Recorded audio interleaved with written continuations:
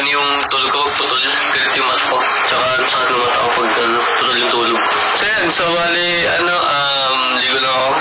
Ready lang kami visual, mga gamit doon dalhin namin.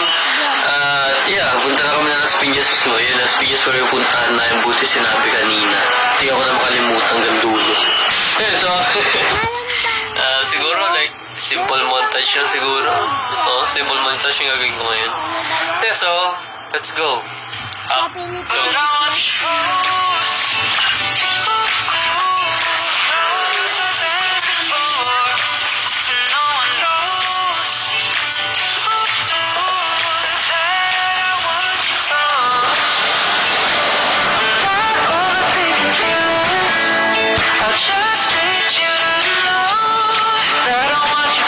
So, punta na kami mismo sa pinaka, yan na yung van. Yan actually, mag-isipin trip. And maging maganda yung, nangyari. Kung bumaga na rin. Bali, it's 5:35. Dating namin na baka 9:30 or 10.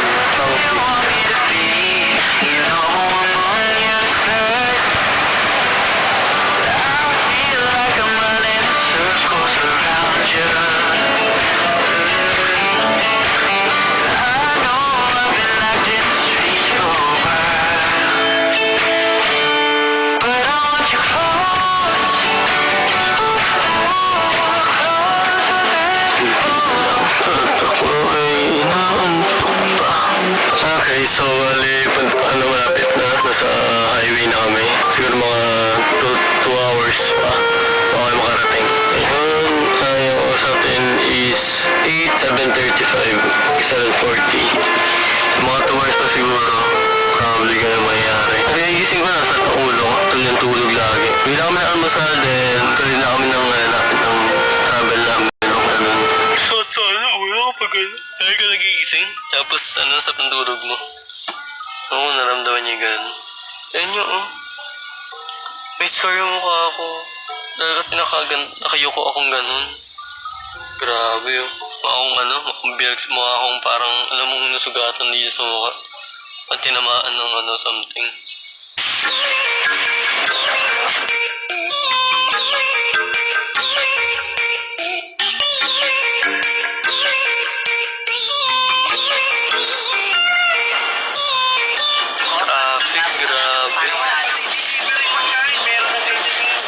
Traffic ko. Mag-iingat kayo, may kriminal na dadaanan. Sabi? Joke lang yun. Mag-iingat kayo, may snatcher na dadaanan.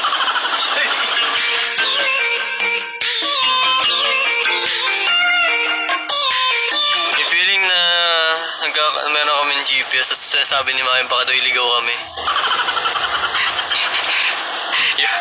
Yun ang tiwala sa modern technology ngayon. Saan tiwala sa GPS eh. Kasi hindi nila talaga sila dinadaanan kaya akala nila ililigaw sila. Pero naghanap din kasi ng shortcut and ruta nang walang traffic. Pati yung pinakamalapit. Paano kaya kung sinuway mo yung GPS tapos sinabi niya, sabi ko dumiretso, bobo ka. Biglang gumanon na. Bumalik ka ngayon, inis ka. Ang tanga-tanga mo. Sinabi ko na sa'yo, sinuloy mo pa yung gusto mo. Hindi na tayo. Bali, parating na namin.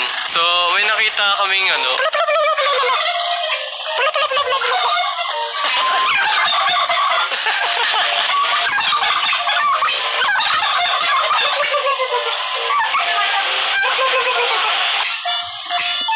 Narinig mo yung mga kalahi. Ay, hindi. Alien pala ako. Hindi pala ako. Sabi mo,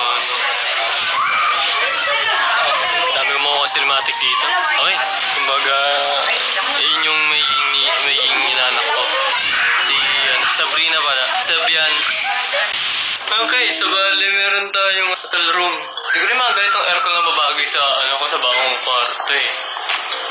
Mga ganitong kaliit lang. Lamig na rin. Ako nakikita niyo yung lamig. Hindi, baka makita niyo yung lamig eh. Malamig siya, nakikita niyo yung lamig. Hindi ko na yung gimbal ko. Dilalagay ko na dito. Then, gagawa ko na yung cinematic shot sa lahat. Kasi ang ganda ng lugar.